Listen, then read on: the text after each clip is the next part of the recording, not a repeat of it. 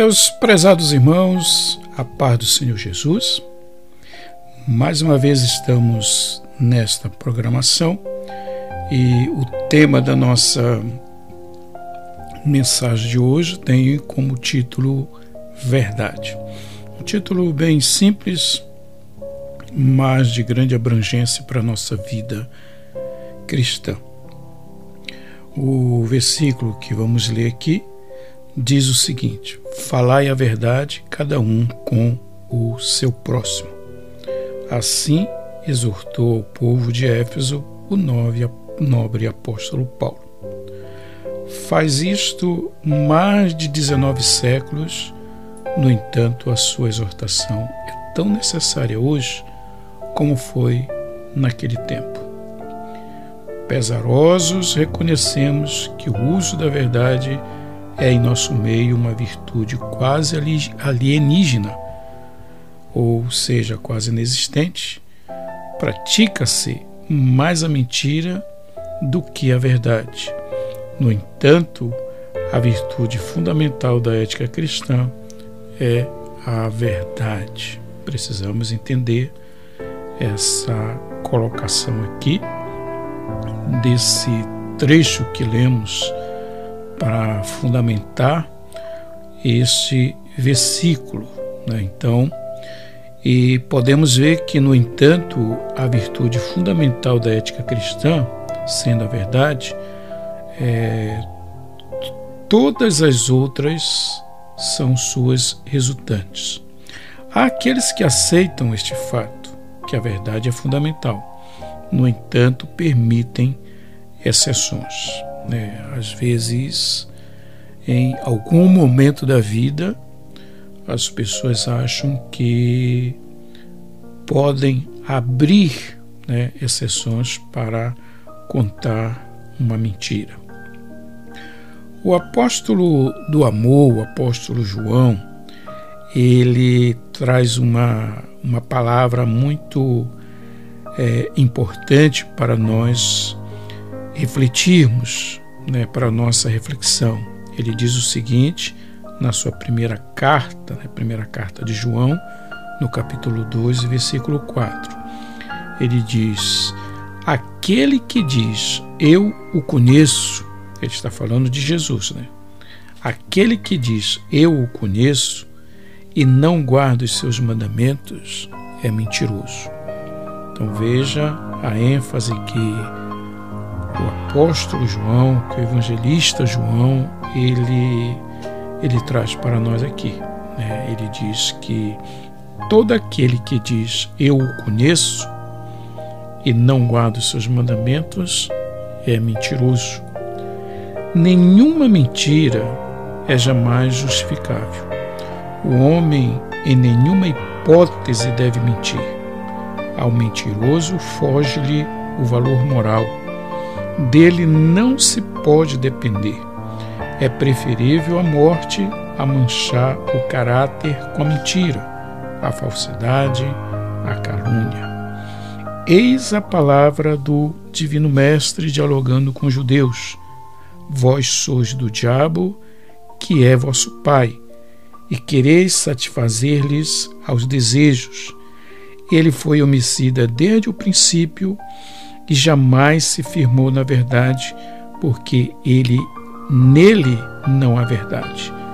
Quando ele profere a mentira, fala do que lhe é próprio, porque é mentiroso e pai da mentira. João capítulo 8 e versículo 44. Então veja bem, a mentira é certamente o pecado mais comum em todas as camadas sociais, em todas as esferas da atividade humana. Existe a mentira na política, nas relações diplomáticas e internacionais, na vida social, no alto comércio e no pequeno, na indústria, no lar, na escola e até na religião. Então, a mentira, ela nos rodeia em todos os lugares, em todas as camadas. A mentira sempre está próxima de nós. Ainda que a mentira seja tão comum, quão abominável, a verdade é sempre preferível.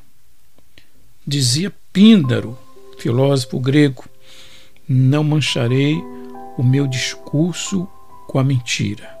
Então, este filósofo, ele tinha por rotina fazer discursos, mas ele deixou bem enfático: não mancharei o meu discurso com a mentira. E, da mesma forma, Platão, outro notável filósofo, afirmou o seguinte: a mentira genuína é odiada por todos os deuses e homens. Então, veja que os filósofos antes de Cristo, eles eram bem enfáticos com relação, contrários à prática da mentira. Então, só para nós vermos mais uma frase aqui de um filósofo, Aristóteles, dizia: quanto maior fosse o motivo para se mentir, mais certamente o homem verdadeiro não o faria, pois aquele que ama a verdade, que é verdadeiro, quando coisa alguma está trazendo-lhe para conduzi-lo à mentira, há de ser certamente verdadeiro quando houver perigo. Então, de todas as formas, quando nós percebemos que estamos indo pelo caminho da mentira, do engodo, precisamos pensar duas vezes nas nossas atitudes, nas nossas palavras e até mesmo nos nossos pensamentos. A Bíblia enfaticamente condena a mentira e exalta a verdade. Então, em Efésios capítulo 4, versículo 5, nós vemos o seguinte: por isso, deixando a mentira, fale cada um a verdade com o seu próximo, porque somos membros um dos outros. Quem pratica a verdade aproxima-se da luz, a fim de que as suas obras sejam manifestas, porque feitas em Deus. João capítulo 3, versículo 21. Estai, pois, firmes, cingindo-vos com a verdade. Efésios capítulo 6 e o versículo 14. Então, nós trazemos aqui uma palavra bem calma, bem simples, para que você possa entender a mensagem que é anunciada, a mensagem que é pregada. Eu até enfatizo que este é o propósito da nossa igreja. A Igreja Base Palavra da Verdade, ela procura trazer uma palavra, uma mensagem bem simples, para que todos possam compreender. Então, há no livro de Atos uma história que impressiona. E essa história e a gente verifica o seguinte: Barnabé vendeu sua propriedade, levou o preço e depositou aos pés dos apóstolos. Isso nós encontramos em Atos dos Apóstolos, capítulo 4, e o versículo 36 e 37. Isto certamente foi motivo de admiração, O Barnabé vendeu uma propriedade e ele levou aos pés dos apóstolos ali o valor exato que ele havia se comprometido em dar, o preço a seu respeito. E certamente houve outras pessoas que fizeram o mesmo. Mas aqui a palavra nos traz a história aqui de Ananias e Safira, nesse trecho. Ananias, com sua mulher Safira, também vendeu uma propriedade, mas de acordo com ela, reteve parte do preço e, levando o restante, depositou aos pés dos apóstolos. O que é isso? Se comprometeram em vender uma propriedade que era deles, mas eles fizeram um certo voto, talvez se comprometendo, se vendesse aquela propriedade por um certo valor, eles depositariam um certo valor também aos pés dos apóstolos. E vendendo a propriedade, eles viram talvez que o valor que eles iam entregar para o apóstolo era um valor talvez que eles considerassem alto. Então eles resolveram diminuir, retirar um pouco daquilo que eles haviam se comprometido. E levaram aos pés dos apóstolos. Mas veja bem o que acontece. Essa história está em Atos dos Apóstolos, capítulo 5, versículo de 1 a 4. Então disse Pedro: Ananias, por que encheu Satanás teu coração para que mentisse ao Espírito Santo, reservando parte do valor do campo, conservando porventura não seria teu, e vendendo não estaria em teu poder? Como, pois, assentaste no coração este desígnio? Não mentiste aos homens, mas a Deus. E devido a essa mentira, ambos caíram mortos diante do apóstolo Pedro. Então podemos ver que para os mentirosos não há céu, há inferno. Podemos encontrar isso, nos respalda isso, no livro do Apocalipse, capítulo 21 e versículo 8, a parte B desse versículo. Então, e precisamos entender que o mundo precisa regenerar-se desse pecado, a mentira, né? Ensinemos à geração que surge o amor, a verdade. Mas o que estamos vendo? A mentira campeia por toda parte, no lar, na escola e até na igreja. No lar é o exemplo dos pais. Então podemos ver que muitas das vezes aquele pai, aquela mãe, de alguma forma induz seus filhos ou quem quer que seja da sua família em algum momento a contar uma mentira ou dizer uma mentira.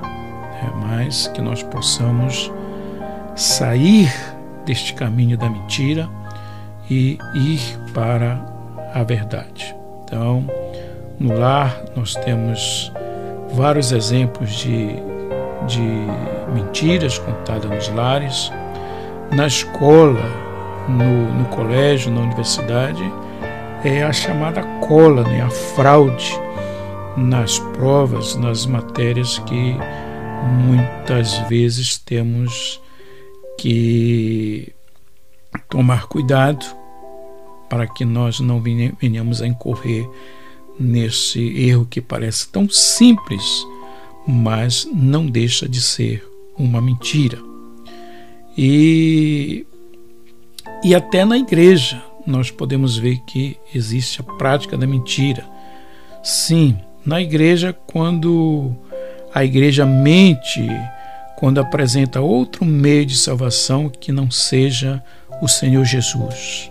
Podemos ver que obras não salvam, só Jesus salva.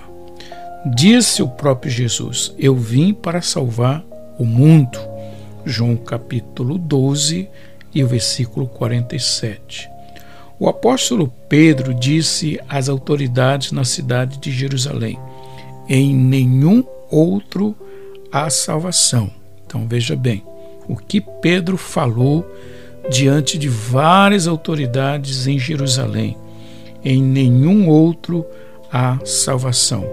Atos dos Apóstolos, capítulo 4 e o versículo 12. Então, chegamos aqui só para dizer o seguinte a você: aceita, pois, meu prezado irmão, minha prezada irmã, aceita esta verdade. Só Jesus salva. Crê nele e serás um remido, um filho de Deus, herdeiro do reino dos céus. Amém.